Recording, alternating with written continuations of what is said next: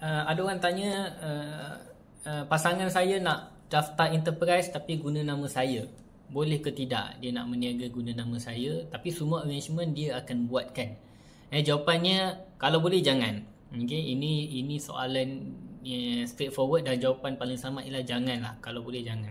Okay, kalau nak buat macam itu, buat senyam berhad. Buat senyam berhad, nanti orang jadi pengarah, orang tu jadi shareholder, nanti orang lain jadi pengarah untuk letak nama dia untuk bertanggungjawab kepada syarikat tu.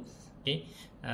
So benda company akan berjalan dengan lebih selamat, tak sentuh siapa-siapa punya personal asset. Okay. Kalau pasangan kita buat bisnes, apa jadi, saman tu akan kena di bawah nama IC kita. Okay.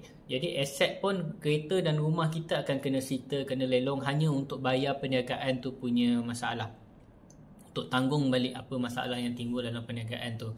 Sama juga kalau benda tu terlalu tinggi dan kita tak mampu nak bayar, kita secara individu, IC kita tu akan dibankruptkan. Okay, kita akan didaftarkan sebagai orang yang bankrupt. Kita akan kenalah tindakan-tindakan bankrupt. Tapi kita tak buat apa-apa pun, boleh tak kita cakap orang lain buat? Tak boleh, sebab nama yang berdaftar lesen tu adalah IC you. Jadi you punya IC, you sendirilah kena tanggung. Maknanya bank account pun you yang akan buka. So for sure you akan kena semualah. Okay.